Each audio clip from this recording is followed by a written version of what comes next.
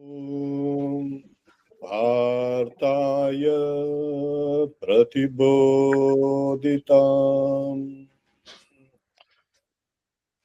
Bhagavatam Narayanena Swayam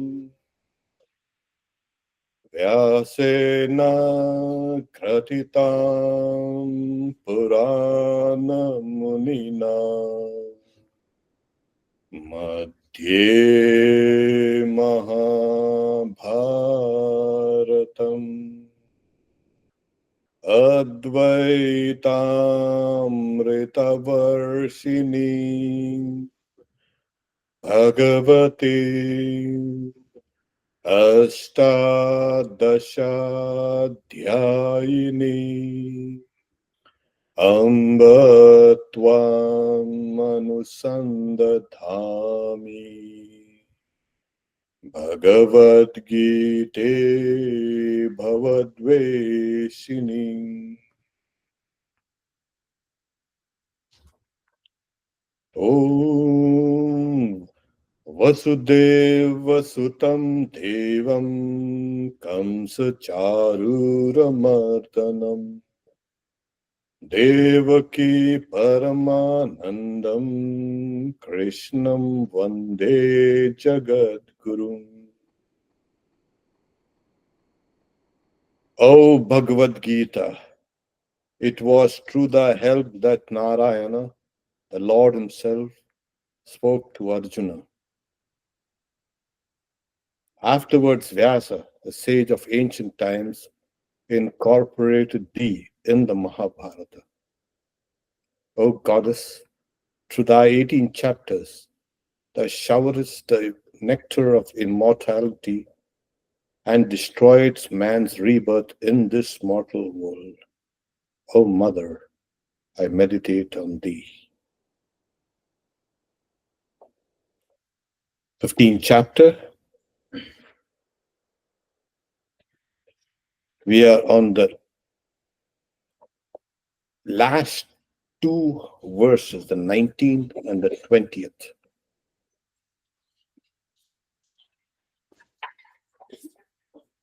Chapter 15th chapter is the yoga of the Supreme Person, Purushottama Yoga.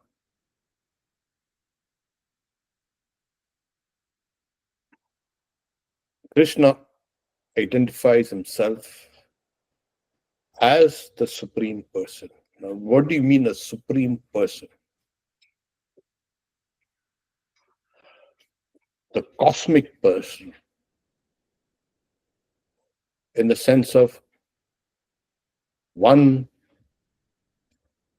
whose personality is the sum total of all the personalities in the universe, and yet transcends them as the impersonal.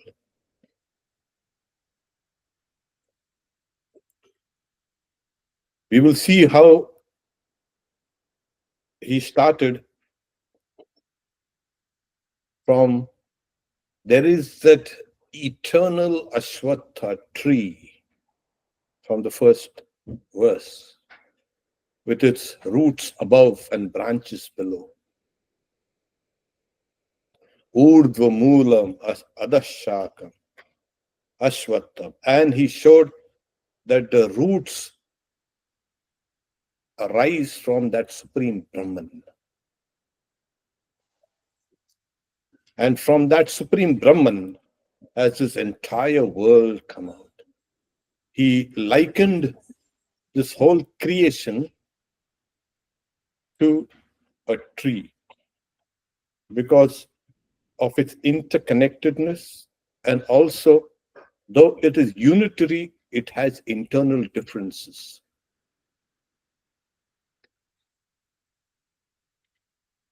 So we find, as we have proceeded from that first chapter, slowly and slowly, some of the highest truths that can be revealed are revealed. And now towards the end,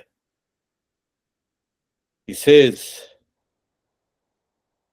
those who can chant the Sanskrit can chant it. We will translate it and break it down. Yo mamevamasam janati purushottamam sasarvavid bhajati mam sarva bhavena bharata.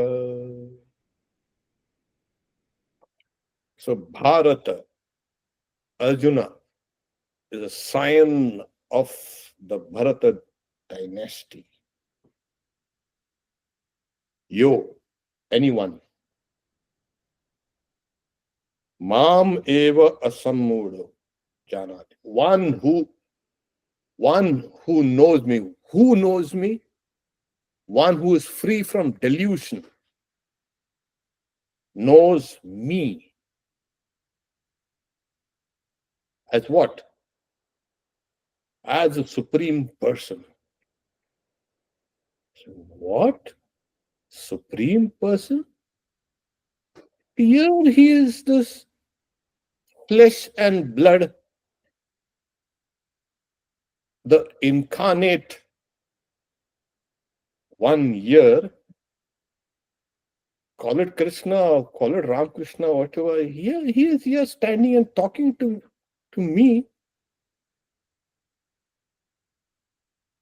Not for that one whose delusions have left him or her.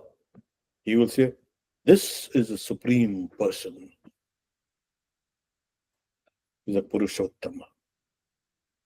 He's not just a person, he's a supreme person. So we'll see, we'll explain.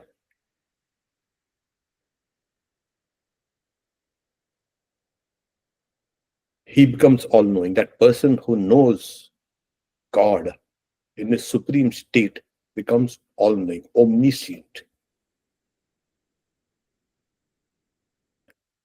So he knows Janat. And knowing, then what? What do you do knowing? Yeah, you begin worshipping. That worship and knowing and everything has become one. So the translation, O Arjuna, O sign of the Bharata dynasty, he who being free from delusion knows me thus as the supreme person. He or she, the all-knowing one, adores me in every way. In every way? Because you see God everywhere. Inside, outside. Sri Ramakrishna says, you close your eyes and see God. Why can't you see the same God when you open your eyes? So this person who's free from delusion, in the earlier chapters he says, though I am unborn, eternal, and the Lord of all beings, yet I appear as one amongst you. My birth, my works are all divine. Those who know it will get liberation. Janma karma chame divyam. So here you have this idea. There's something wrong in our perception of God. I mean, we're talking about now, okay, God, yeah. We are all devotees and we are all believers in God. We're not going to whether God exists or not. For us, that stage has all gone off. Everybody's smiling. No, we still have our doubts. God, what?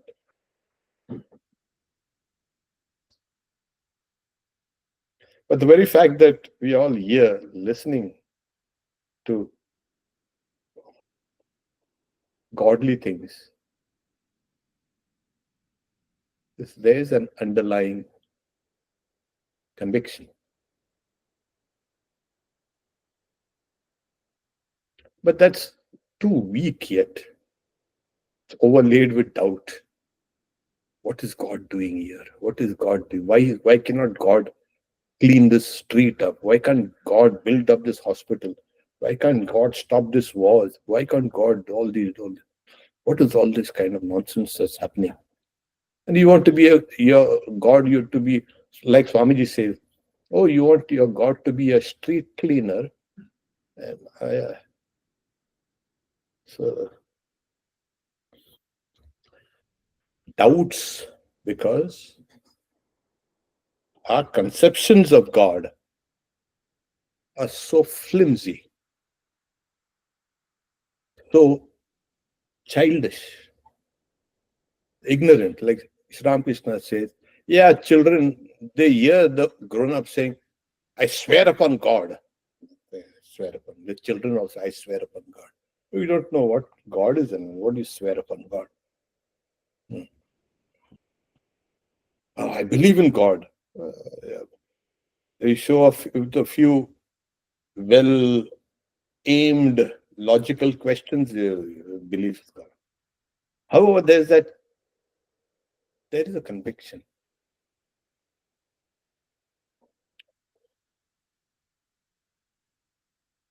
So our conceptions of God have been culturally, racially, like tribally been molded. We want God to be the leader of our tribe, the leader of our race, the leader of our culture, leader of our civilization. He protects us, not you. You want protection? You better come on our side. What's this? So we have these human limitations. And then we are like human, and so we want God to be like us, human. Oh, yeah. He has to weep. Oh, God is weeping because we are weeping.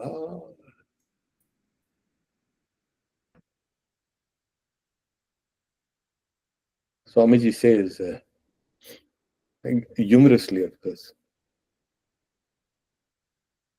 there's a huge bull sitting down, and a mosquito goes and sits on its horn. And after a while, the mosquito is a little kind of, what do you say? It's feeling bad, guilty. Mr. Bull, I've been sitting here. I hope you don't mind. Oh, no. You can get the whole family also. What does it matter? So you're not going to bother. Not bothering me. So this, not, it's not bothering me. So we have this idea, a very small idea of God. So what is, so we have misconceptions about God. We have limited conceptions rather, of the world. We have limited conceptions of ourselves. Forget ourselves. We don't know ourselves yet. What are we? Are we the soul? We are not the soul. We have a mind. We have a mind and a body, and we have the body, mind, and soul, or we are the soul. We are the Atman. I mean, everything is kind of mixed up. So within all these constraints, we think we are wise. But here, according to Krishna, is saying, who's free from delusions. Why is he calling delusions? Misconceptions, errors? These are all delusions. You are deluded. Simple as that. Why? Swamiji says, the infinite dreaming finite dreams. So this is how, and when does the delusion go?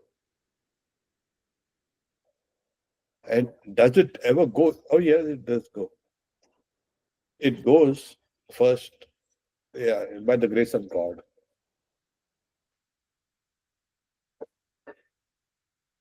Your own efforts. To what? You will never know the real nature of God. The real nature, impossible. But if you can get a glimpse of it, of God's real nature, that is enough. Like Sri Ramakrishna says, what's the use of knowing how much liquor is in a grog shop? It's not for everybody, this example, but this example should be given only for those non-drinkers. So I get drunk with a bottle, he's saying. So what's the use? But even a glimpse, and this is so that delusion go. In the 18th chapter, Arjuna says, my delusion is gone. Nashto moha. Smriti labdva. I have regained my memory. Tvat prasad, by your grace. So this delusion goes through the grace of God.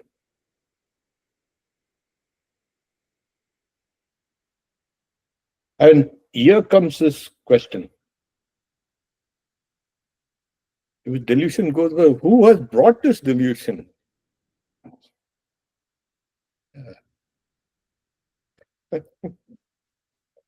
Is God the cause of this delusion then?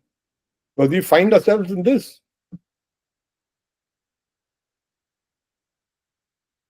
Sri Ramakrishna says,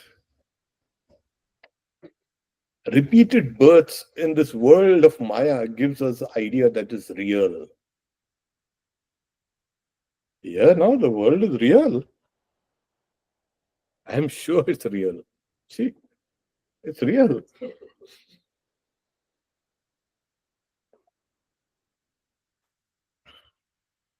Nobody can say this is not real. I can argue volumes on this. And we all know it's experienced. So for us, God is not an inner experience, not an experience, but this world is an experience. Until we can switch the whole thing, you experience God. First, foremost, like exactly like this. I touch this.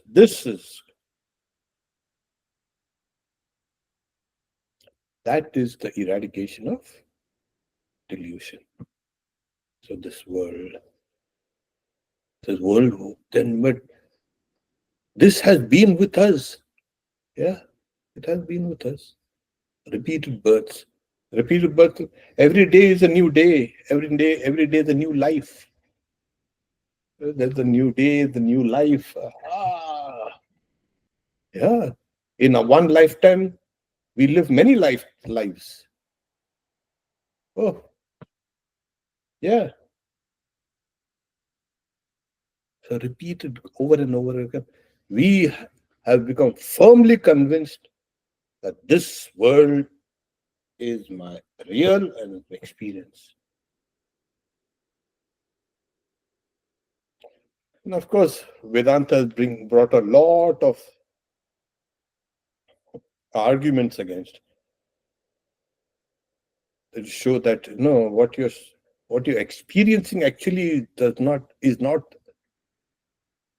real. You're imagining it or something like that.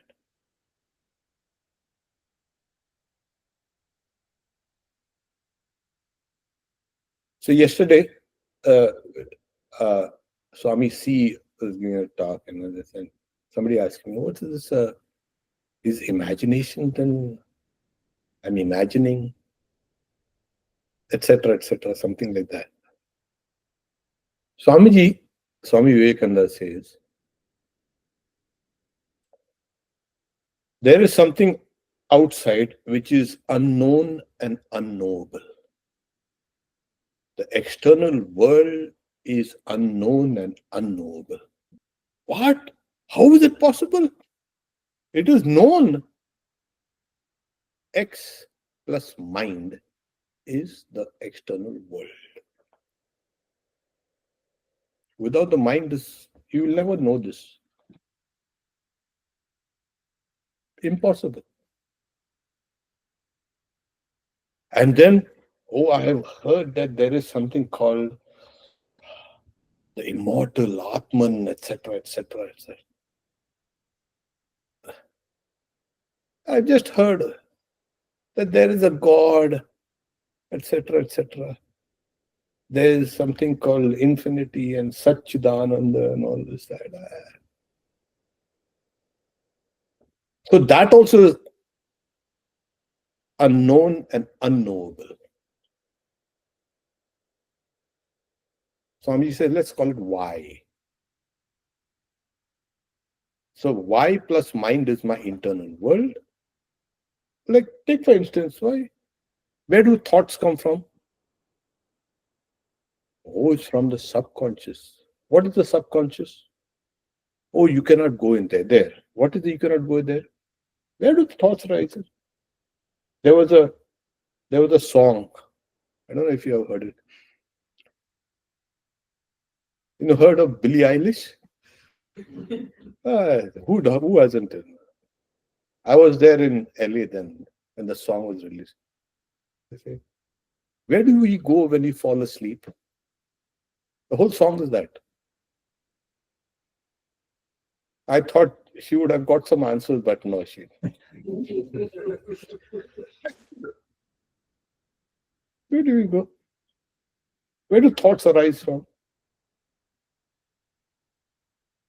Unknown and unknowable. So the internal world is unknown, unknowable. It can be known only through the mind. The mind is a common factor here. X plus mind is the external world. Y plus mind is my internal world. So the X and Y are unknown and unknowable. This is the moha, this is the delusion. This is a delusion. The mind, who has seen the mind? I've yet to see a person, I've yet to meet a person who has seen the mind. Have you seen the mind? No. But they say that the mind, we also feel the mind. Yeah, the mind can be seen like this at one stage of spiritual development.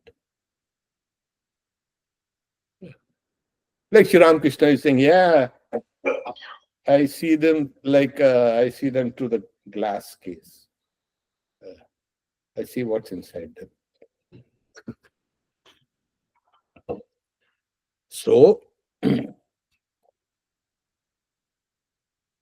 we do not know anything. Your experiences themselves, I've given just one idea. Swamiji has kind of explained Immanuel Kant's, you can say, how we perceive things. Okay. We have some a priori notions, etc. We won't get into this whole thing because it will go somewhere else. The science also today is proving that what we see actually, it's your atom is supposed to be empty. It's all empty space. What's this? And yet we have the idea of solidity, liquidity, gas, etc. It's empty space. And most of this matter that we see is nothing compared to what is not known. They call it dark matter. And what is this dark matter? Long time back I had read, I think, the 4% universe. 4% or 6%, something like that. The known, this matter comprises only 4%. So this is is known to physical science. Dark matter, dark energy comprises all the other. What is this? What are we building our lives upon? I'm building my life on my experience. Maybe the whole thing might be a distortion. It might be in a dream, imagining things. So, again, I said, let's not go. Like, there's no color outside, and yet we see color. It's color is in the brain.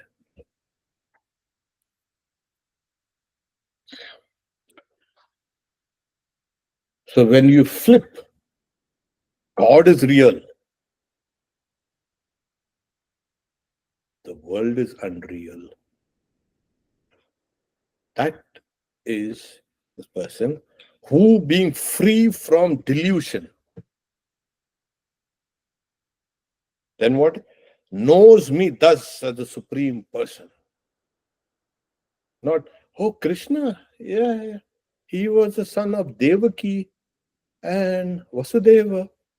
He was a kingmaker, etc., etc. You were the king, but he became a king, etc. He's here, he's my friend. So he is, as they say, as a friend of mine. He's just a person here. And what is this person doing here? Sri Ramakrishna says it's very difficult to understand God can incarnate, come as a person like us. Impossible. It's only given for the very, very, very few. Very few. So at this stage, when you say this is okay, this Krishna is merely some human being. There are persons, human being.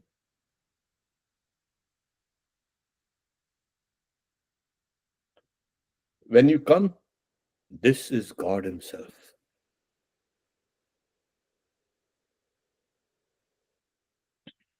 Now God is like, again, the word God is not an aid to the realization or the conception. It's not an aid to understanding the whole truth.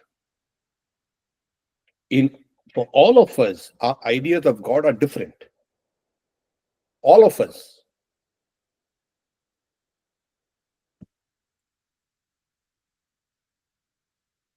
So if I'm using the word God, you might be thinking, oh, that God means what I think about that God. He's a nice guy. He stays in heaven. He's got a long beard. He looks after us sometimes.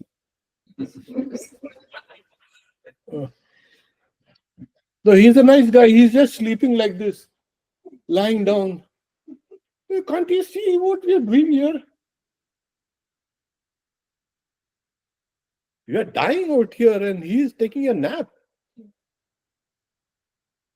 And he's sitting there and Mother Lakshmi is there. What are you doing there? Can you see her? So different some will conceive God is now meditating. Where is he? Sitting on the Himalayas, meditating. What kind of God is this? At least the Judeo-Christian God is better. Like, hey, our gods are sleeping or meditating. Not bothered only. You get it. You go. Do whatever you want to.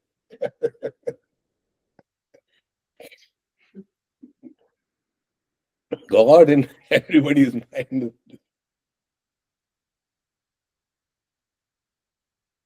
So we are not, he's saying you have to transcend all your conceptions of God. Your conceptions of God are not God. That's what I mean to say. God is beyond all conceptions. When you see delusion goes on. So what does it? Oh, he is God himself. God in the sense of you will see it as that supreme person, that infinite one with hands and feet and legs and heads, and he's creating, preserving, destroying. He's doing all that stuff. And there is nothing but God. Everything is he. When that person is sees the saying, this one is God himself. And not God, the supreme person. Purusha and Uttama. Purusha is the person, the supreme person, God himself. As I said, God is in Vedanta, somebody was asking me, I don't believe in the personal God. Yeah, you don't have to believe in the personal God. But in the Vedanta, personal God means a different thing. What's a different thing? It's the sum total, I said, of all the personalities combined. So we just had a pet here, and see, they also have a personality. You see a bird also, lions, tigers, everything has a personality. Everything. Wherever there's a mind, wherever there's action of karma, there's a personality. So all the personalities all put together. And all the levels of all the worlds, subtle and subtler and causal, all those put together. And everything that ever existed or will ever exist, you put them all together. That is the personality of God. That is the personality. And that personality is called Ishvara. The person. Because when you say personal God means, I say, it's like person. Not a person. Not in that sense. Purusha transcends this human kind of limitations, etc. So then what happens? That person who knows this, knows God is such and such. He or she becomes all-knowing. So sarvavit bhajati ma sarva bhavena. He becomes all-knowing. Or we know so many things. I've read maybe 1,000 books. Yeah. Really? Sri Ramakrishna is a granto granthi. That is, books are like knots. So what's a sign of knowledge? He will not carry even single book. So when M was asking that maid servant about Shira, he hasn't seen him yet. Does he read many books? No. And the maid servant very she's like an advocate. No. Everything is on his tongue. Yeah. And he had a conception of, that person has to be educated. He has to have some credentials to talk. The fellow said, not you. Unlettered. He could read, he could write also. But he is considered unlettered, like Sri Ramakrishna. What is this knowledge? So that is knowledge, which is knowledge of the Supreme. That is knowledge. And the knowledge of this experiences is ignorance. In Hindi, there is a saying, जो दिखता है वो नहीं है. Okay, I'll translate. What you see, what you experience, does not exist. But we are just talking about I exist. My experience is this. Oh God, what is this? Somebody pushes it. What you experience does not exist. And the opposite, जो नहीं है वही दिखता है. What is absent, what does not exist, that only is seen. So Swamiji in the Jnana Yoga is saying, we are walking in the midst of a haze, half sleeping, half awake. This is walking in the midst of this mystic twilight.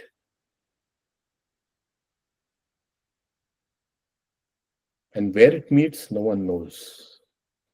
We are saints in this Maya, we are devils in this Maya.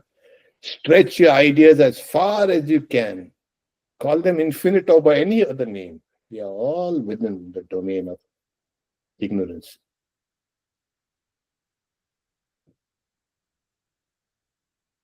So these are very powerful saying. So your experience is there. So this experience, this experience is completely transcended when a higher experience comes. And higher and higher and higher. Then this becomes. When we were young, we used to play with our toys. Yeah. And we thought that, this is toys only. Now that we are grown up, now we know what is there. So this is the word used, asammuda. Sammuda, asammud. Muda is fool. Fool, yeah. Asammuda is complete fool. Perfect fool. And asammuda is who has come away from this foolishness. Of this idea of I and I'm the experiencer and this and that. So what happens to this person?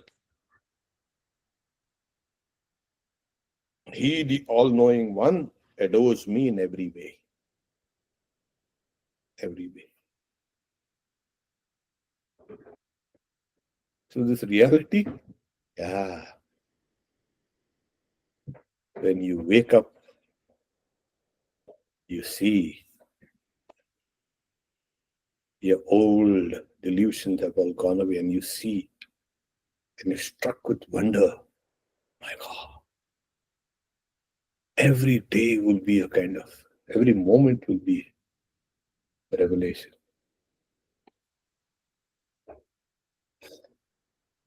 So that itself is an adoration.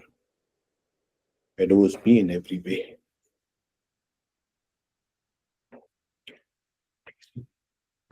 So in the previous chapter, he has said, he who meditates on me through the unswerving yoga of devotion, bhakti yogena sevaya.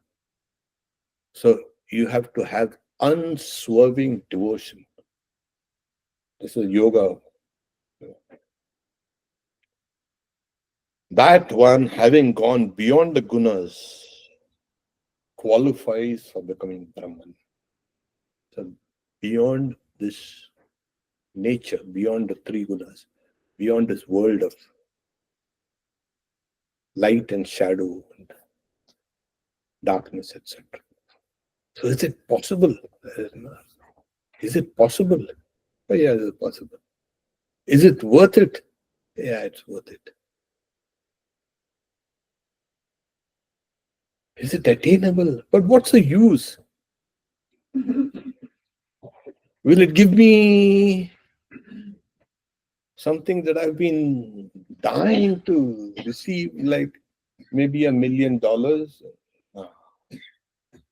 Maybe it will make me famous? No.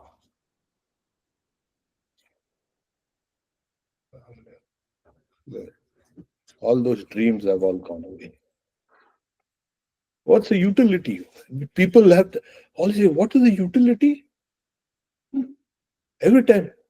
What's the use? They will say, what's the use of your pursuing these spiritual goals? Do you think spirituality will give you food to eat? No. You better go and get yourself a job.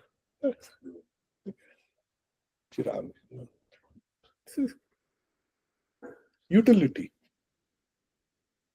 As if spirituality has to be weighed with the idea of utility.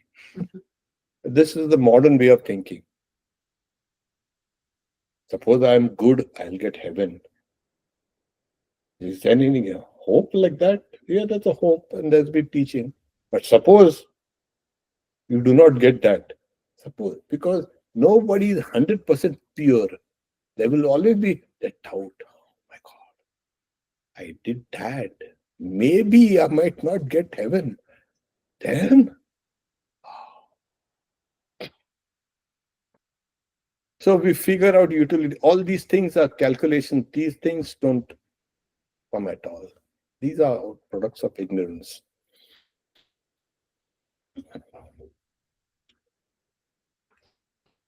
So, one who worships me with unswerving devotion, that person becomes free from all delusion and gets qualified for knowing that supreme person. Yeah, supreme person.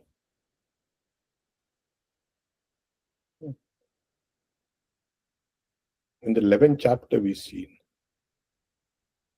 that Arjuna wanted to see, show me your real form. And Krishna showed him the his universal form.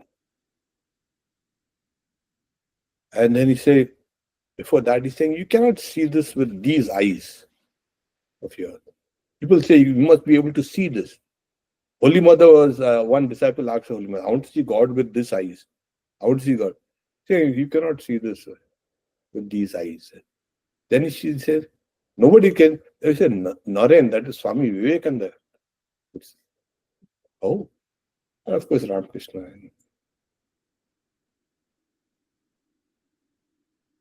So there Krishna said, you can't see me with these eyes. I'll give you the divine eyes. So he confers on him the divine eye, and then he sees, what does he see? The cosmic form of God. He's looking at Krishna like this, right in front, and in his body, he sees the cosmos and all the workings of the cosmos. Creation, preservation, destruction, this, that, all these things. He gets frightened. When he was a baby, that Krishna, he was quite naughty, you know. And like children, they put clay in their mouth. So his mother, Yashoda, comes in. He's trying to, opening his mouth and take the clay out. So he opens his mouth. And what does she see? The universe. How is it possible? She pulls back. The whole universe floating in that babe's mouth. What is this? Is this a some hypnotism, some trick. No, this is. So we are seeing, oh, this is a human being like me, Krishna, my friend, and then suddenly something changes. When you see, as the commentator says, this one is God Himself,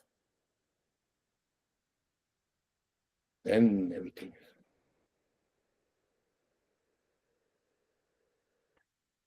So we start with this. In the Upanishads, it says that truth will reveal to that person who starts the spiritual life with this thought: God exists. So we are all here now. You can understand. There is a doubt, yeah, but there is a conviction also. However small, you have to hold on to that. If you give up that, you cannot base your spiritual practices on doubt. But in certain cases, like Sri Ramakrishna, the one devotee comes and says, I don't believe in God. So Sri Ramakrishna says, well, you don't have any objection to say, oh God, if there's a God. No, I don't. Yeah, keep on doing that. And he kept on praying like that, and he got some answer question. When Ramakrishna was asked by Sri Ramakrishna, do you believe in God with form or without form? I don't even know if God exists, what form and without form. And Sri Ramakrishna was happy. Ah, yeah, good. So, so you have to hold on to this. Yeah. Asti iti. God exists. Or the Atman exists. And then start. Then your spiritual practices will really get. If you sit down like this and you're meditating, what are you meditating on? Oh, I'm meditating on. The mind is restless, but it's meditating. What is meditation? Let's meditate with this firm idea. God exists. Asti iti eva upalabdhavya tattva bhavena chovaya. Asti iti upalabdhavya tattva bhava prasidati. Then that truth will reveal itself to you. Asti iti. It is it. So this is what I say. This is God Himself. Not this is the human being.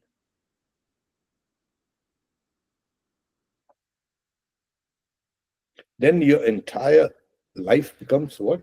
A life of adoration.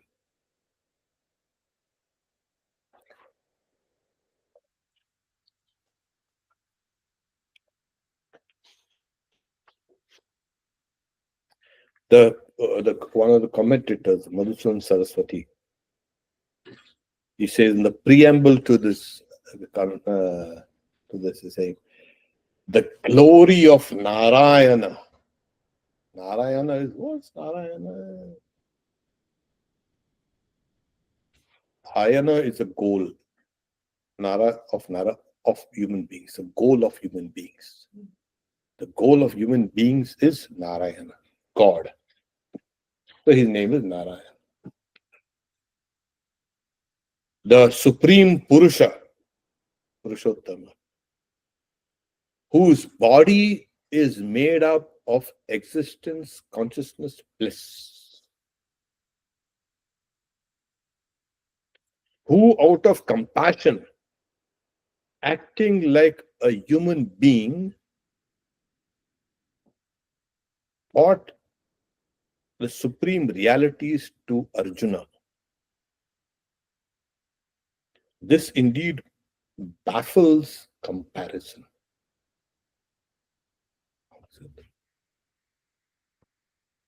Some persons having pure minds and intellects strive by controlling the organs, sense organs, giving up enjoyment and practicing yoga. So the bhakti yoga, the yoga of love, practice.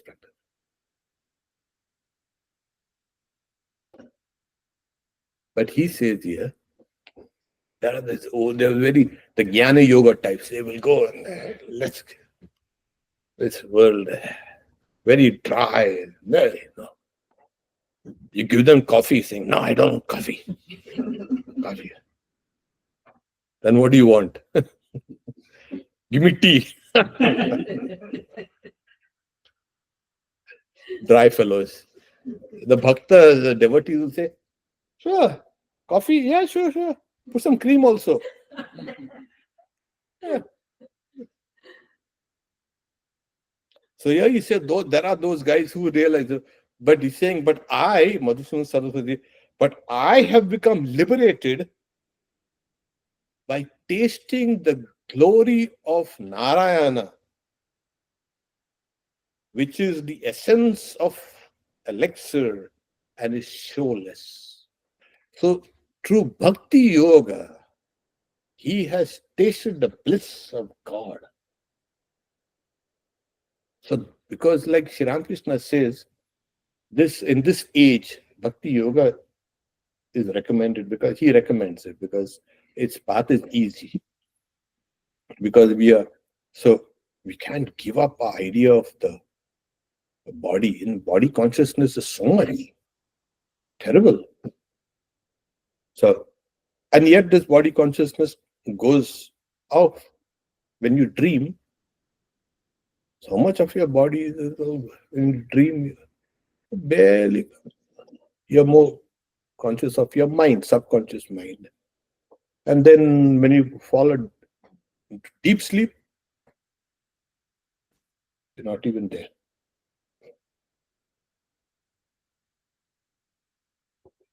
So even this body consciousness, but we in the waking state, body consciousness. Yeah.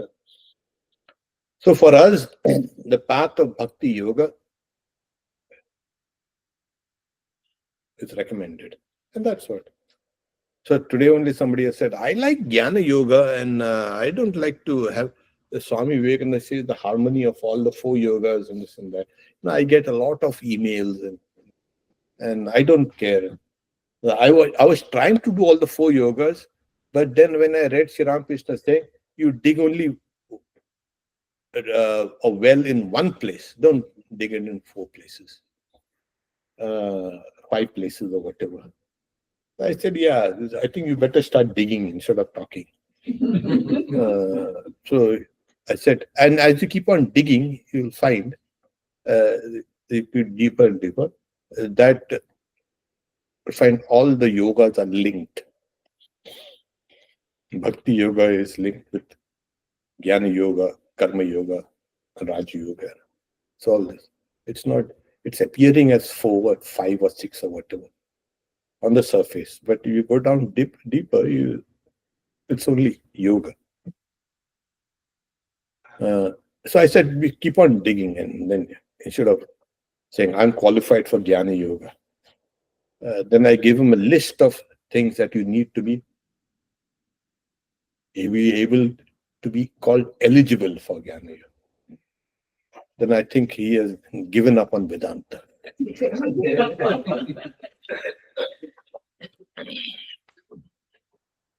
Saying this Vedanta and they ask for too much. Swamiji said nicely, hey, Bhakti Yoga, slowly. You keep on transcending one thing after another. It's not pulling yourself away from anything. Keep on adding things to yourself, adding more love to your life, to your work, to your thoughts, to your actions, to everything. Add more love. We have less love. Keep on adding, and then you will see, oh, it's working. When you pray, add a little more love. When you meditate, add a little more love. That's the way. And slowly, from the lower love, you reach higher and higher and higher till you come to that transcendental love. This is the easy path. And it's always recommended.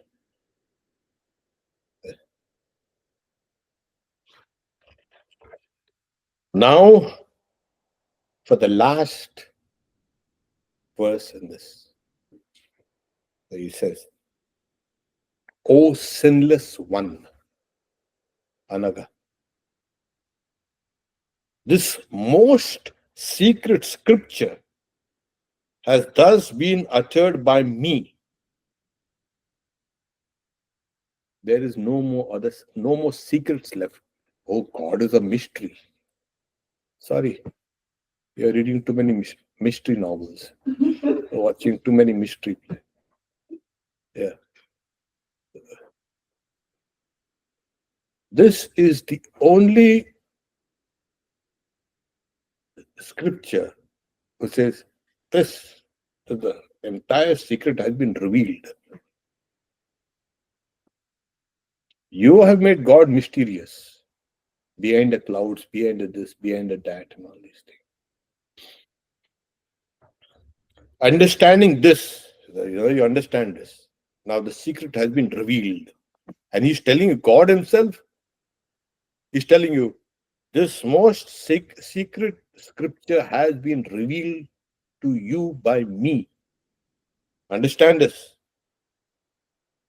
Understanding this, anyone will become wise and have his duties fulfilled. Oh, Arjuna. What duties? The duties of the human being. There are hundreds of duties. What's the end of duty? Yeah.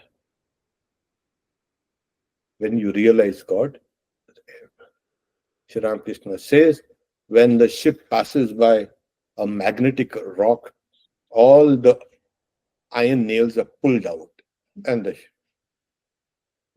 the ship sinks. So when you come towards God, all your duties are being pulled. The only duty is now for devotees to love God. So Thursday, we'll chant this. Iti guhyatamam shastram idamuktham maya nagah etad buddhva buddhiman syat krita kritasya bharata. Anaga, sinless one. He is a sinless one. Arjuna. Arjuna means pure. Oh, he did a lot of killing and all, fighting and shouting, and he did all the sinless one. So he said, Guhyatamam. There is he's using the superlative to compare. The superlative.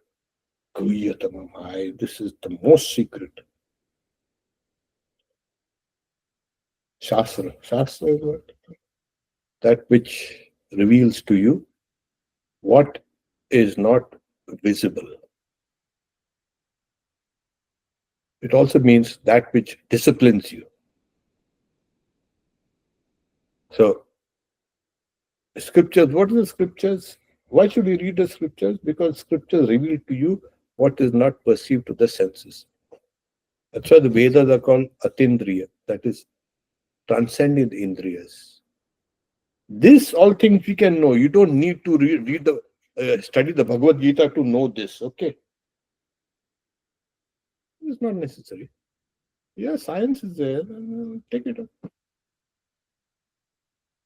This is felt. Oh, okay, what is felt? You can find out what is felt. You don't need to be a spiritual person, read a spiritual books to read.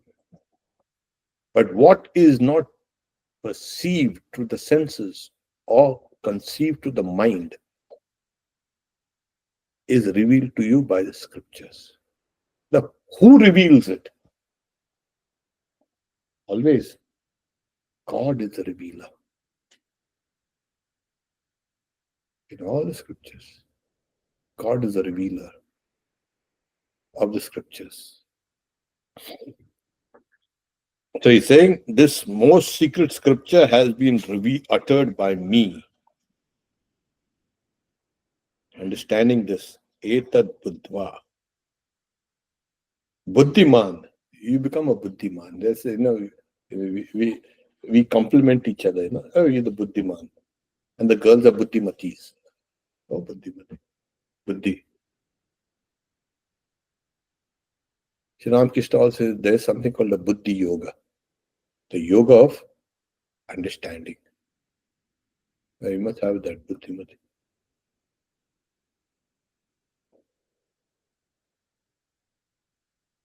What is that buddhi? Intelligence. But intelligence is like Sri Ramakrishna said, now you have to make it.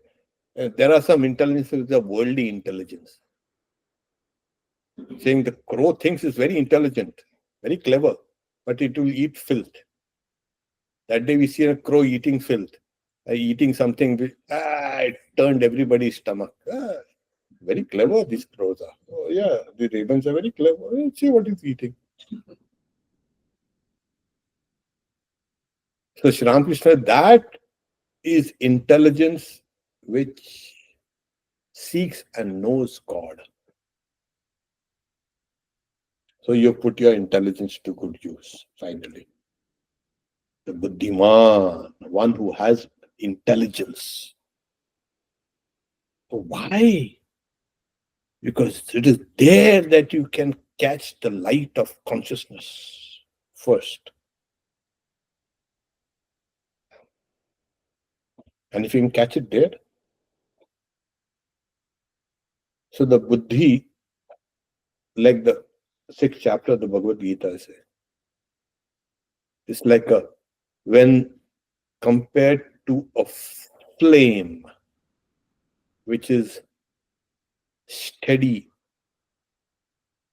and not disturbed by any wind. Yata deepo nivataste, like a lamp which is in a windless place, the buddhi becomes. Sri Ramakrishna also gives another example, like kutastha buddhi, that is the intelligence where it becomes like strong like an anvil. You can hammer things on a blacksmith's anvil, nothing will happen to the anvil. The conviction, the intelligence should be like this. In the Upanishads, it's saying, drishyate, it is seen. What? Who is seen? That reality is seen, drishyate, to a grahya buddhya, to a sharp and one-pointed intellect, to a subtle and sharp one-pointed intellect. Sukshmaya, sukshma, by those who see the subtle things. Yeah, I remember we were asking, we were young, and then I was asking my guru, why do we need to read all these books? So many books. No, obviously, there books after books you have to read. The course is like unending, and after one book is over, you got to start writing essays on that, dissertations. Why do we need to? He's saying to make your buddhi, the intellect, one-pointed. So when you see the scriptures, all the secret, wait. This scripture, oh yeah, God has shown this is a small secret scripture. It looks deceptively simple, but you have to read between the lines. You have to catch the hidden meanings, the hidden phases, the phrases. The simple words are there, but there are profound meanings down there. That can be done through intelligence, not through rote memory. When we were young, we had to memorize this. 15 chapter you have to memorize. They told us you have to memorize. It's like, why? Because when you go for a feast, or monk's feast,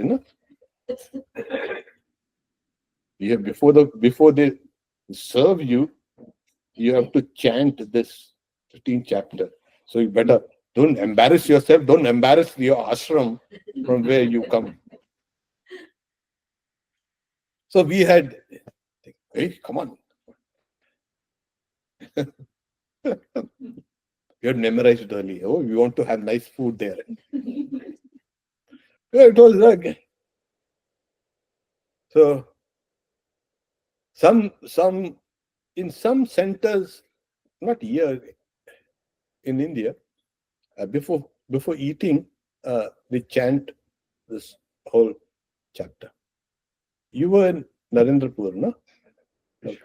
Rishra. You used to chant before eating? Yeah, there. So it's like Urdhva and those who have memorized it, you'll see loudly. Urdhva. Those who have not memorized it.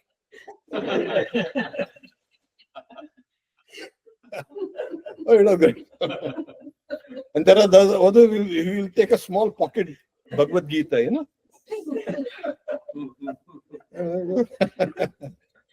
And the others who memorize will smirk.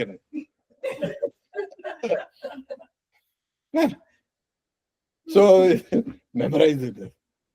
So we had memorized it and this and that. But over the years, as we slowly, so the intellect is like throwing a newer light. Different layers and layers and layers of meaning. This can be, the intellect can catch this. Very subtle. So understanding this, by understanding Buddhiman, the intelligent one, whose mind has become very fine, he can catch things. Sri Ramakrishna used to say, there was the Swami Vivekananda, Naren, there was another younger devotee. His name also was Naren.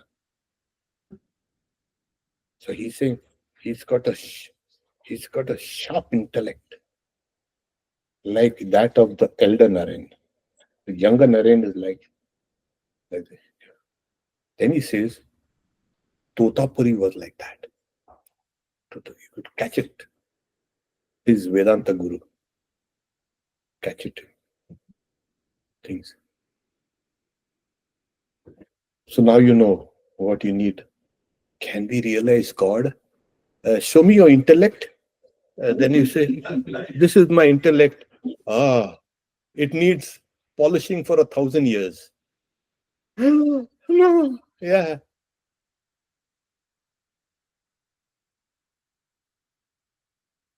So it's blunted now. It has to be polished.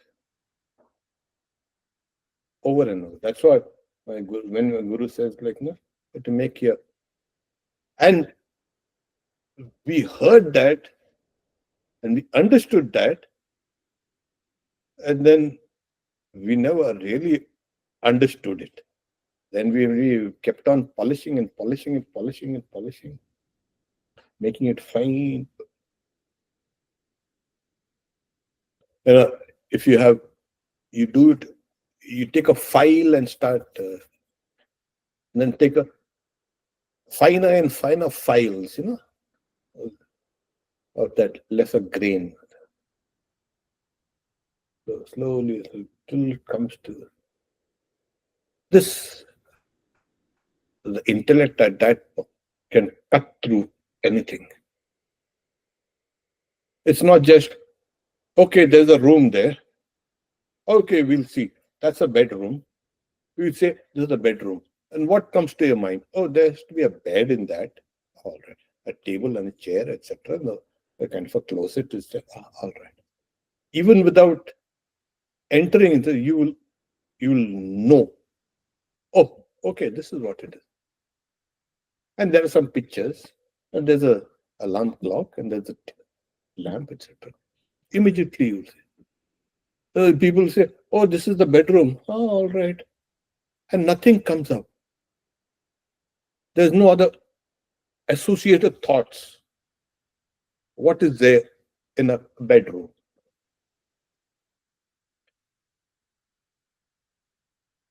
Similarly, when you say, oh, God created this world, oh, I see. Oh, all right. Oh, really? Then all the things that are associated with creation, this says, oh, God has created this beautiful flower also. You say, let's take the Swami to the garden, see the flowers. The flowers are all dead and gone. It's nice. There are no flowers.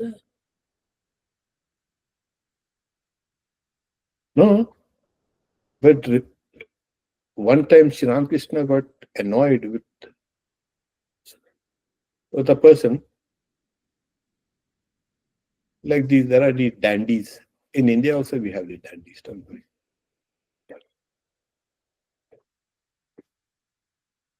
So he plucks the flower. Ah, how beautiful God has created. What beautiful smell. And he chucks it up. And Sri Ramakrishna,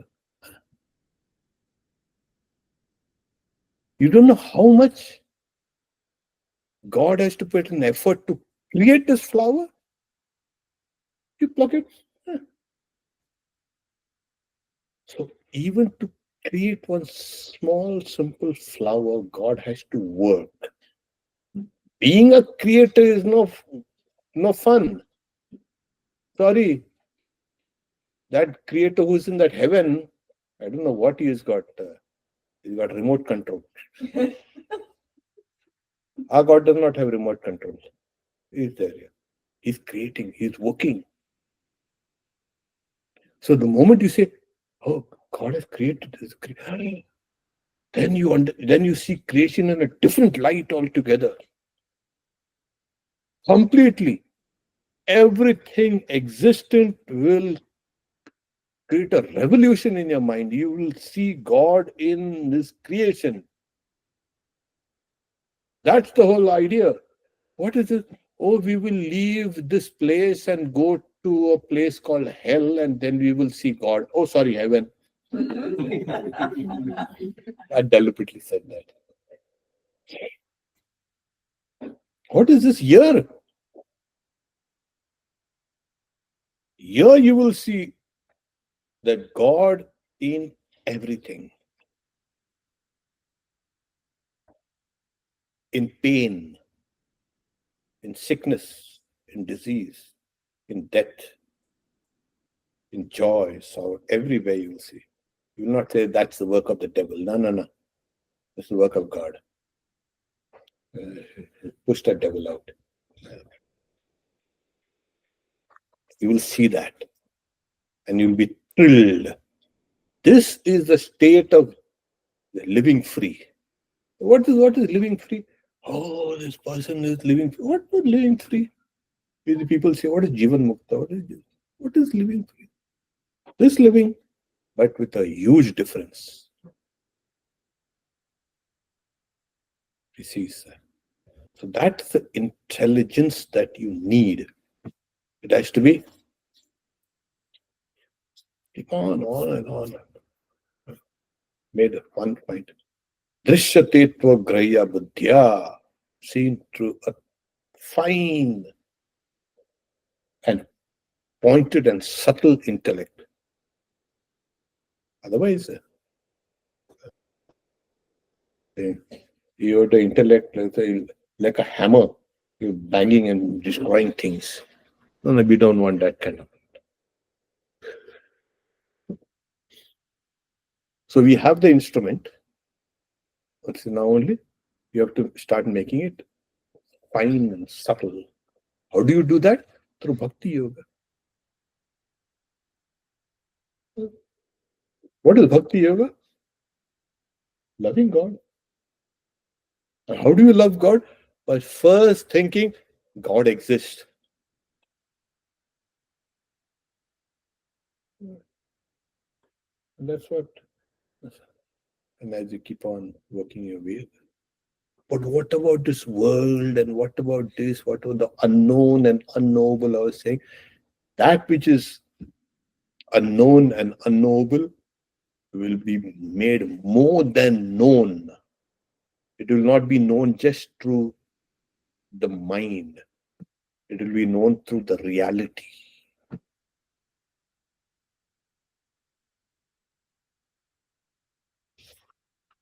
This is the end of this chapter. Amazing, isn't it?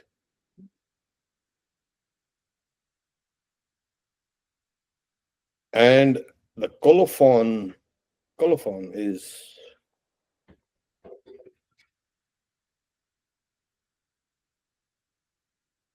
yeah. Then he says, I understand, end of all duties. You come to the end of all duties. Like in the Yoga Sutras, what like end of they give a nice illustration. What's the end of all duties? Like a boulder that rolls down the hill, never to come up. So all it comes the end of all duties. Karya shesh. Duties are over. Yeah. Duty to the body, duty to the mind, duty to society, duty to this, that, this, all, everything is over. Who does it then? Who will do it? God. God is doing this. Ram Krishna, what's the indication of knowledge? Well, God is a doer. Now we say I am the doer. Saying I am the doer, ignorance. God is the doer, knowledge. You know, when you read Sri Ramakrishna, with a few words here explained volumes of Vedanta.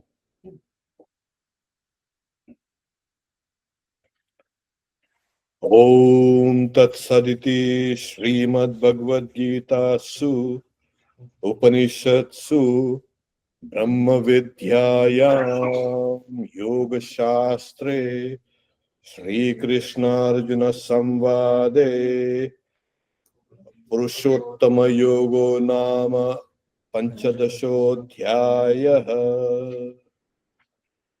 15th chapter Purushottama Yoga.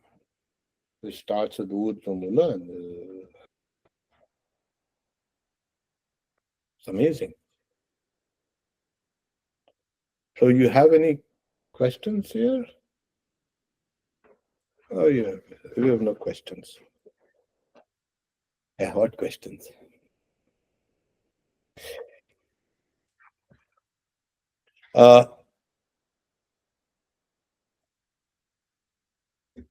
We can start some other chapter. I was deliberating whether we should take up the 18th chapter.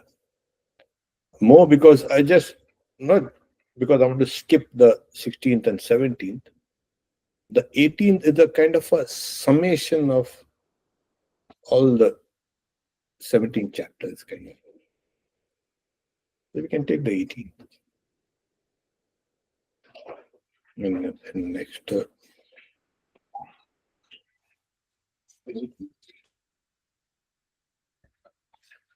Yeah, if there are no questions. Yeah. So, after having this Bhagavad Gita, then I was reading other, the scripture about Ekamatvam and Asangatvam, these two concepts. After reading the Bhagavad Gita, I was trying to just understand this Ekamatvam and Asangatvam, these two concepts. Eka. Oneness. Yeah, Ekadvam. Sorry. Yeah, and Asangatvam. Yes. So how that is related with Bhagavad Gita? How I can connect it? These are just terms used in Vedanta and not ordinarily. Oneness. Do you feel one with everybody and everything? Ekatvam. And asangatvam, when you detach yourself from the ego, you will feel your oneness with everybody. Oneness and detachment, isn't it? Yeah, that's a like. Sangatvam, asangatvam.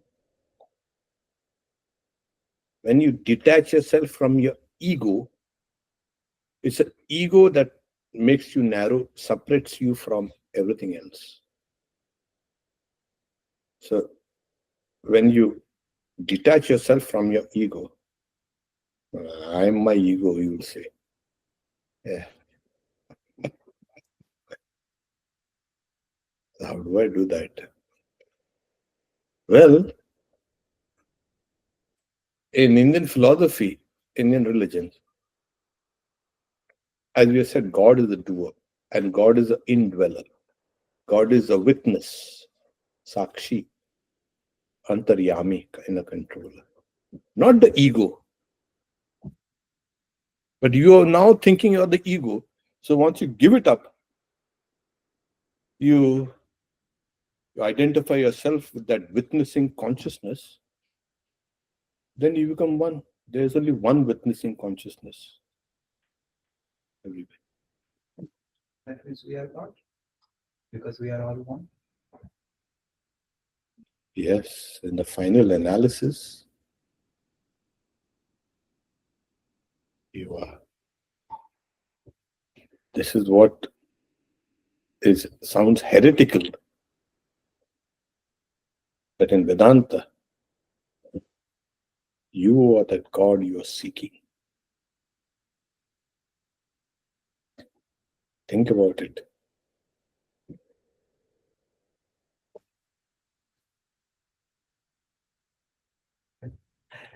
What do you mean? Okay, it is. This is the like. Yeah. Contrary between talking about Exactly. Yeah. No. That as you go closer and closer and closer and closer towards God, you will see. It's like in the Mundaka Upanishad. The illustration given is on the self same tree are two birds. One sitting on the higher branch, one is in the lower branches. Dva Suparno Sayuja Sakaya. Two birds. Samana Vriksha, and this. The tree is the body. And here there are two birds. Okay. The bird above is sitting down, glorious, shining. The lower bird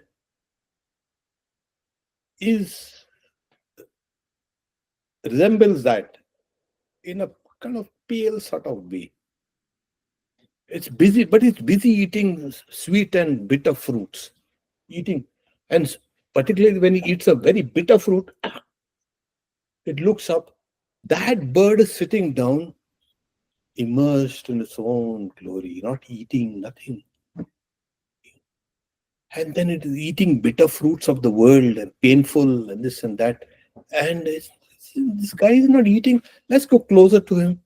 Again, hopping from branch to branch, and again it forgets. Again it eats sweet and bitter fruits, and it forgets. Again it looks up, and slowly starts hopping up closer and closer. And as it gets closer and closer, hey, you see, the light that is emanating from that bird is now falling on this bird, and saying, "Oh my God, I'm shining." And then it gets closer and closer, and then it merges in that. It was actually the higher bird all along. This was the shadow, the reflection. See, when we were children, we used to the finger the shadows. We used to put all these, a deer and this and that, a rabbit, and So that small bird down there is the shadow reflection of that higher bird. The Atman is that higher bird. Its reflection is that individual soul running about, eating this, that, and this thing. Goes higher and higher and higher. The more, that's why it's saying, the more sometimes the dreams are a little painful, it's better, it will wake you up. You notice? Nightmare. So when you suffer, wakes you up. It toughens you. Like people in a conflict zone. Compare that person with another person, softy, here, sitting down, drinking beers, taking a car, going around, eating hamburgers. See what's the difference. That guy has become tough. This guy has become softy. So struggles and pain is sometimes necessary to wake us up. That's why you don't run away from. Don't run away from. Oh, life is a big struggle, big pain. Yes, live it. So as you keep on going higher and higher, you will see that the reflection, that the lower bird was just a reflection, a shadow of the higher bird. That higher bird is the self. So in Vedanta, they call it the Atman, the Sat, and Chit and Ananda. The word, it's not, the word God is not there. You cannot be the God in the sense of Ishvara. That's a separate category. Why? Because it was there before you. This has been dealt with in the Brahma Sutras, because the subject of the scriptures is Ishvara, God in that totality, not you. So it's not talking about you. They're saying you are that Brahman. You are the Satchidananda.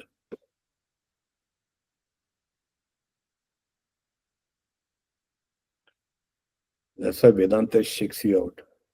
What? What is this?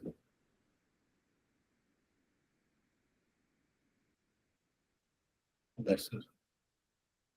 So oneness, differentiation. How do you get that? Through love. When you love somebody, see how identified you become with that. Suppose I start loving this, you see, what I'll do is like, quietly when nobody is looking, I'll put this in my pocket and I get identified with this. Nobody will see it. When you can identify yourself with the whole world, oneness. And how can you identify yourself with the whole world? Just before the class, we were talking all the crazy things that are going on in the world. How can you be identified with that crazy things also? Yes, you can.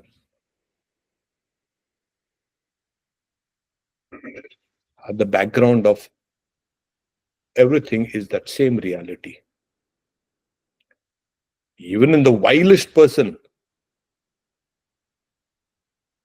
here it says, Apiche Sudaracharo, even the most sinful person, Bhajate Mamana, if that person worships me devotedly, that person has to be understood as good. Sadhureva Samantaga. Where that person has decided correctly. At the background of everybody, you cannot leave everybody, only me. That reality is there behind everything. Behind cats, dogs, rats, mats, everything. It's the same thing. That oneness. Oh. Shanti, Shanti, Shanti. Harihi Om Tat Sat. Shri Ram Krishna Arpanamastu.